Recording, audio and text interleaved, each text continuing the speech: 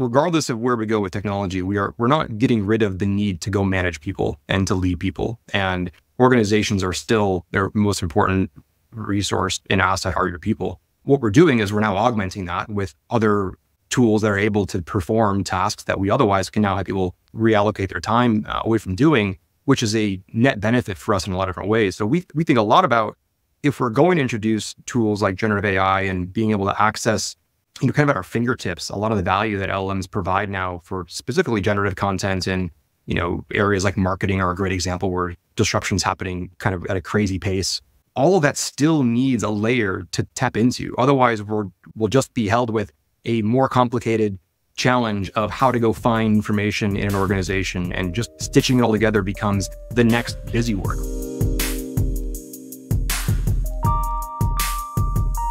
Hi, I'm Boaz, founder and CEO of Augmented AI, and I'm excited that you're tuning in to the Shift AI podcast, a show that explores what it takes to thrive and adapt to the changing workplace in the digital age of remote work and AI. In today's episode, I'm thrilled to have Mike Nash as our guest. Mike is the founder and CEO of Trelliswork and has spent his career specializing in streamlining operations and bringing new productivity solutions to market. If you're someone interested in the way that AI tools are being used to increase product management efficiency, you're not going to want to miss this episode. We also want to send out a special thank you to Augmented AI for sponsoring this episode. This is going to be a great show. We're super excited to have Mike on today, and we can't wait to learn more from him. Let's get to it. All right, Mike, welcome to the Shift AI podcast. It is great to have you today. I'm really excited to talk with you. Yeah, thanks for having me, Boaz. It's great to be here for sure. So I want to start, as I always do, by talking about your background that led to your existing company, Trelliswork, which you're the CEO of. And I want to go back to your time at Boeing and some of the work that you did operationally inside the company to create efficiencies within that company. So we'll talk about that. So you were at Boeing, and then you had two companies that you co-founded that actually got acquired. One of them was Applied by Design, that was acquired by Radius, and then that was acquired by Luxoft. And then the second company that you co-founded was called Lumeta, which was acquired by Providence. Is that right?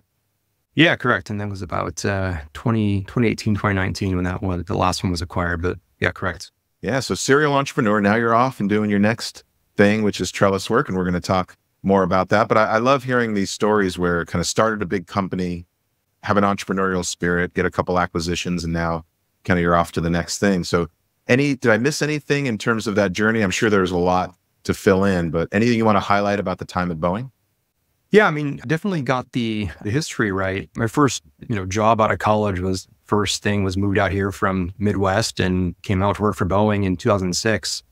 To your point, like that's pretty big company culture, lots of, plenty of dysfunction inside a company like Boeing.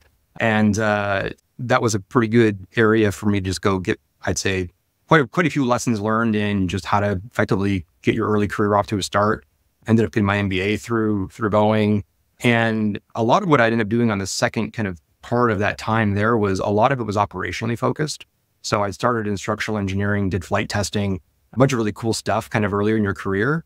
And then a lot of that shifted into really more of kind of a marketing and consultative approach where we were looking at how to help airlines basically operate more efficiently. I did a bunch of kind of modeling and simulation work. And so much of that was, software development around tools to basically help airlines be more efficient. And imagine like a snowstorm happens in Boston. How does Delta basically reroute 300 flights and somehow magically everybody still kind of gets where they need to be in 3 days?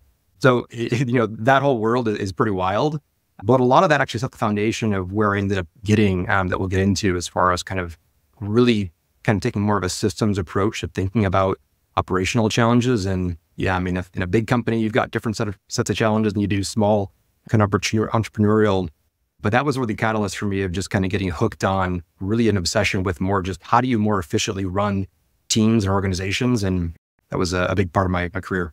So before we dive into Trelliswork, I want to go back in time. Where did you grow up? What was the first job that you had where you actually got money, got paid? Yeah, I grew up in Michigan, so about 30 minutes north of Detroit. So I spent most of my upbringing in the Midwest. Went to Purdue for college, and my first job where I got paid, well, technically I was a cashier at a nursery. So I think I was like 16 or something, but I remember working at a place called Bordine's Nursery in Michigan, and I was selling plants. So I love it. And what did you learn from that? Was that an interesting experience being behind a counter? well, yeah, I mean, it was a pretty good lesson in that I probably want to, you get the basic work ethic of, it's important to show up on time for work. That was kind of the one thing I remember being late because, got my mom dropping me off at work. And I remember being late a couple of times and like, you get in trouble. Okay, be on time. It leads me to kind of what I think is interesting about Trelliswork, and what I think is, it applies to every company, is just the way that internal operations work, the dysfunction that often happens in small companies, medium companies, and large companies. And I think what's interesting about Trelliswork is it sits on top of that. It's a layer that sits on top of that. You've used the word in the past, orchestrate. And I like that because you can have lots of disparate software that you use and all sorts of other processes and operations, but this kind of orchestrates the entire process. So will you introduce Trelliswork to the audience and just talk a little bit about conceptually how you came to the idea and then how it's playing itself out in the marketplace? Yeah, we land on the word orchestration quite a bit. And, the story that we like to tell on these between myself and my co-founders is, we always joke that in going from early stage companies and more the entrepreneurial side of like 10 to 50 to 100, as you go through that scale, you're like the birthing of process, and like you're starting to create, how do teams work together? And like, it's all over the place all the time. And so you have to start putting these things in place to make sure that, again, communication channels exist, the right meetings are happening, all these sorts of things. But what we joke about is, whether you know it or not, it doesn't matter if you're a small company or big company, there's this operational fabric kind of below the surface. And it's literally how your company works. And most people, it's kind of like ad hoc operations because you don't really know how to affect change on that layer, because a lot of it's just, well, this is the way I used to do when I was, at Boeing or when I was at Meta, we did it this way. And so I'm going to bring that to this experience. And so I think what we find out is that there's such a value when you can actually help an organization be intentional about the way that you actually operate. And there's kind of a lot behind that, but that was a big genesis for us on just why Trelliswork, even the word, because our point was, look, you still need some guardrails. And if you can do a better job of helping to put the right systems and processes in place for companies so that as they scale, they don't just devolve into chaos. Like every startup is some version of chaos, but the difference is whether or not there's some kind of through line that's keeping that converging to something, right? And if it doesn't, then it scales out of control. And so the idea of Trelliswork was like, it's not overly, you can't go overly structure something because you need it to be flexible and adaptable. But what is that lightweight, almost like infrastructure layer that we just think is missing in a lot of companies, to be able to allow companies and teams and managers to actually just do the basics they need to help connect organizations. And effectively it's connecting information and orchestrating all the different tools we have across the enterprise. So when I first heard about your company, the first thing that came to mind was my experience at Meta and the tools that we use to help organize teams. And I think about it in lots of different companies. Some people use Basecamp, some people use Asana, some people are using Slack plus this, plus that. There's oftentimes lots of tools that get strung together.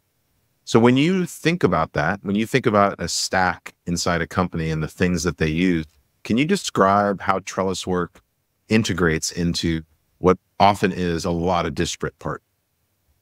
Yeah, well, I'd start by just saying it's always helpful to remind myself when we have these conversations that despite the proliferation of apps and connectivity tools and everything that we have in the workplace, when we talk with, whether it's a COO or, a division lead or a practice head, the questions that we ask are things like, well, how does your team make decisions and how do you share those across the company? How do you know that you're working on the right things? And like we ask these sorts of questions, and despite all those tools, none of those questions ever come back with like, oh, we got that nailed. Like we're really good at decision making. So it's like there's still a layer that is not being effectively addressed despite all of these tools that we have. So the first thing that we said was, okay, it has to be adaptable and flexible to the way you're already working. Because again, the other thing we hear all the time is, well, I don't want another tool. I have app fatigue. I don't want, what are you replacing if nothing? The reality though for us is that so many of the, I'd say, core functions that, let's just take a like a cross-functional team manager today. A lot of the work that they're actually doing is just being, I'd say, spread out into multiple tools right now because it doesn't really have a clean home to live. And so it's a combination of project management tools and Slack for chat and email and Post-it notes. And so when all of that work is spread out to all those different areas, it just gets really challenging because all of the orchestration burden now is on the shoulders of you, the person trying to go coordinate it all. So we end up working with all those tools. We integrate them into Trelliswork, but we think of it very much as a layer that effectively is missing right now in our organization. And so it's trying to help people understand when you actually have something that gives you the visibility across your organization of how teams are connecting and the tools they're using to do that connection, it actually gives you a different, I'd say, bird's eye view now that lets you actually have more control and visibility. And that's a big part of what we use to help companies have more intention about literally how your teams work. And so meet you where you are, integrate with the tools we can. We're not replacing Asana. We're basically saying, look, Asana is going to be used to do the work, but between getting your product and your marketing teams talking together, product is not going to go into engineering's tools. They're not going to go into Jira and go figure out, what the right product requirements are. They're going to go interact with them. But we need better, I'd say, interconnection between those systems and those tools. And that's what we try to provide. Before we go further with the interview, I want to take a moment to tell you about one of our podcast sponsors, Augmented AI, and how they are transforming businesses with Gen AI solutions. Augmented AI specializes in helping organizations uncover and address internal workflow challenges that Gen AI can solve. Their comprehensive process starts by identifying and prioritizing business problems, and then assessing each based on value, effort, and risk. Once a problem is selected, the Augmented AI team tests and validates the solution to ensure that it works. Only after this thorough validation do they draft technical requirements, which serve as a blueprint for building and deploying the solutions. The real beauty of partnering with Augmented AI is that they don't just stop at strategy and feasibility studies. They actually stand up the solutions and manage them for you so you can focus on what you do best. If you're interested in experiencing this innovative approach to deploying Gen AI solutions, visit simplyaugmented.ai and click on the Learn More button. That's simplyaugmented.ai. Now back to the episode. What's interesting about it and what's cool about it is that as I think about the future of work and the introduction of AI, we talk about that a lot on the show. There's some things that aren't going to change, no matter what the technology is and how fast AI is moving. And many of those are around communication and teams and the way that teams communicate with each other. So in a lot of ways, like we know that dysfunctional teams are going to exist in 10 years, just like they exist now. And I think that's good news, for your business because you can help and provide some value. But I am interested to know how you do think about the introduction of LLMs, because you've been doing this a long time, obviously predating LLMs. And now that that's become an option for you, can you discuss how you think about that conceptually, given what you just described as this communication organizational layer? Where does AI fit in? Yeah, and it's been a big topic for us from day one, even before kind of LLMs came kind of hot on the scene in a really good way.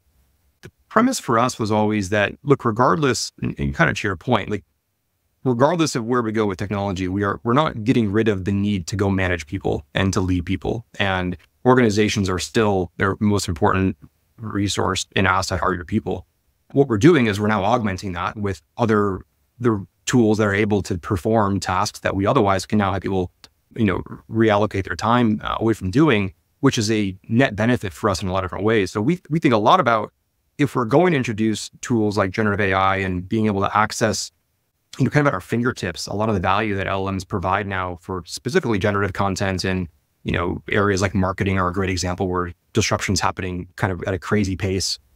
All of that still needs a layer to tap into. Otherwise, we'll just be held with a more complicated challenge of how to go find information in an organization, and just stitching it all together becomes the next busy work, right? So you don't want to go transition the busy work from the things you didn't want to do repeatedly into now just trying to do the busy work of trying to find the models and train them and manage them all. And so those things just need a layer. For us, that's an operational layer. And that is, when we talk about this kind of operational kind of fabric idea, you want them tapped into that. And you want people to understand which models are the right approved models that know the right brand language and copy that I can go leverage and pull in and do that quickly and efficiently. And our ability to, I'd say, recall that model as fast as possible in the context of a workflow that's the part, that's like phase 2 for us in Trelliswork where we're going right now, which is it's collaborative workflows that are, AI native in the sense that it's plug in the models that matter to those workflows at the right time. And again, to help you achieve a task or a workflow. And those are really where we're going. And we see pretty clearly, which is it's the coexistence of those with your teams. And we like to call an industry here that's missing, which is team ops.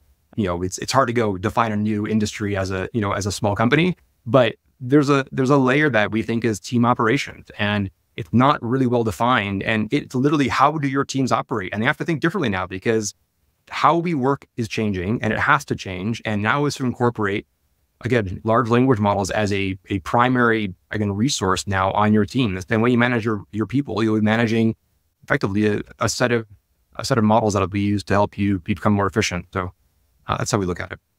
I mean, it's very consistent with the way that you think about multiple tools inside an organization without AI. I might be in Copilot using its AI, and I might be inside Notion using its AI. There might be some things that are feathered in a custom workflow that a company like Simply Augmented builds, and I might be using that. That might be an application that I have to authenticate into. It doesn't really matter. You're going to have AI tools that are native to what you're doing just so to make life easy, so I don't have to jump out of that and go to something else. But I'm going to be in other things using AI all the time. And when I think about it, I think now we're caught up in generative AI. In the future, it's just going to be everywhere and invisible. And in that world, a company like yours will still exist because teams will still have to get managed. Is that fair to say? Yeah, I think that's the magic version of this one will be when it is pervasive and kind of, it's not a separate thought of how to go manage the resources and the actual AI in these cases, because to your point, there's a lot of tools that already have embedded this into the native way that their platforms work. But again, a lot of those challenges is that, I don't believe that we're going to be in a single model world going forward, right? It's going to be multimodal. It's going to be a different, use case for how you might, again, whether it's marketing copy or whether it's product requirements or whether it's some other set of tasks. I think it will be probably more likely a combination of those things that you have to go help pull in. But again, how you do that kind of behind the scenes more naturally, I think that's for sure where it feels like where we're headed. So, question for you, given the way that you think about teams and the work that you did at big companies and now at small companies, what has mentorship been like for you? How do you think about people helping other people, more senior people helping more junior people? Did that show up for you at Boeing? What are some examples of how people have helped you in the future? And then how do you think about that generally in the context of the team communication that you are involved in? The topic in general of mentorship is one that I don't think people don't pay enough attention to, because I think it's critically important, and we've lost a lot of that. I think, I just think about the difference of like a trade school and kind of an apprenticeship concept, and how do you, everybody knows that the fastest way to possibly get better at something is to just go start doing it. And, 4 years of college and then jumped into Boeing and did a bunch of structural engineering work. Well, guess what? Like, I had to spend a good year and a half to go figure out how to go do that work. Now, in a larger company, you for sure have more structured mentorship kind of programs, and a fairly formal one of those that they had at Boeing actually was a pretty good way that I got into marketing and kind of got on the next track where I was in that organization. But they had, that's at the time was 100 and something thousand person company that had a pretty robust platform for it. But in future, I think my hope and my optimism on this whole front is that we will now have more time to allocate toward mentorship. And if that becomes an area where we can start prioritizing, how do we spend a good chunk of our time just helping the next person come up to speed and understand why decisions were made and understand these are the priorities for the week. And let's make sure we all understand why those are the priorities. Like that level of mentorship around just knowing, I would say, how to be a team and how to actually think about your work. That's where I think we have to go start doubling down on and getting people in the headspace of, because now we should have time for it. And that's where I think it is way too easy for people to get just stuck in the mindset of you wake up, there's a bunch of work to do, you just start doing the work. And you get to Friday and you did a bunch of work. And then you got to go figure out, well, was that the right stuff to do? And it sure feels like I did a lot, but man, I'm still buried. Like, I think there is a room and a space for us to go double down on like actually making sure that everyone has an opportunity for mentorship. And in the second part of my career, kind of a long answer to your question, but I'd say that mentorship for me in the second part of my career was more of just making sure that I was spending time with the people that I wanted to be around with that made me enjoy work. And those became more professional relationships and, after I'd left kind of large corporate career, but a lot of that was just people that enjoyed building businesses together and they enjoy the challenges of solving client problems. And, you've got one hand where, yep, you're billable on a project and you're in the trenches, you're on a plane to Minneapolis and you're coming back on a red eye, but the team that's around you is what makes it worth it. It makes it exciting. And so I guess I wouldn't call that formal mentorship in the second part of kind of my career, but so much of what I'm doing now and like my investors are, my mentors basically. I mean, we don't have institutional capital. I've only raised capital from some angels in our network, but all of those are my mentors effectively. And so that's kind of the way to kind of keep that cohort together. But yeah, I think I think if you don't have somebody who is a mentor that you could point to or someone who has helped you kind of professionally get to the next level of where you want to go, I think it's really hard actually. And so I think we need more ways to cultivate that and give people opportunities. And now, before we dive deeper, I want to take a quick moment and tell you a little bit about one of our podcast partners. As a listener of this show, I know you're trying to stay on top of all things AI and tech, which is why you have to check out the amazing GeekWire podcast. Produced by GeekWire and hosted by Todd Bishop. It's a treasure of insights featuring industry leaders and the latest tech trends that are shaping our world, and the perfect companion podcast to Shift AI. GeekWire podcast is where technology meets curiosity and covers the world of technology, startups, and geek culture. Expand your tech horizons and join the conversation. Tune into the GeekWire podcast today, a perfect complement to our own discussions here. Don't miss out. Follow the GeekWire podcast on Apple Podcast, Spotify, or your favorite listening app. Now back to the episode. One of the things I think you have an interesting perspective on is the dysfunction in other companies, because I think you're going in and you're talking about teams and you're talking about workflows and processes. And so you get to see firsthand what the problems are. So as you think about the future of work and you look out into the future, knowing all you know about AI today and how fast it's growing and the tools that are available and so on, for the benefit of the audience, what do you see as 2 or 3 of the big things that teams need to look at? And maybe you've already answered some of them in regards to kind of thinking about the big picture, understanding the values of the company. But if you kind of take a step back and think about, all right, talk to a ton of people about this problem, what should business leaders be thinking about and what should their rocks be as they try to solve some of their team problems? I would say there's probably about 20 things. I think on the 2 that I'd pick, one is just a reminder that I don't think I could probably understate the need to rethink how we work right now. I think that there are 2 major catalysts that are driving that. We started with one, which was basically 2020. We had the advent of remote work for, everybody overnight. And that drove a lot of just how do you enable remote teams and all these things. There's a lot of that sticky and a lot of it's not going away. The second part of it obviously is now we have different tools like Gen AI, and it's trying to help us reimagine how to go manage resources and get tasks completed and optimize workflows. So both of those things, I don't think you can afford as a company to not rethink how your teams are actually enabled to be high performing and productive. And that's changing. It's happening at a pace that I think is wild in that I can't think of this technology as kind of disruptive as even like LLMs coming on the scene. Again, not that AI was new, but the application of them there for sure was. And that in the span of just a year, we have entire industries that are basically being flipped on their head. I mean, Again, marketing is wildly different today than it was a year ago. And that whole as someone trying to go figure out marketing as an engineer, that one's crazy. So I do think that generally the catalyst of just, you have to go think differently about how your teams are enabled is one part of it.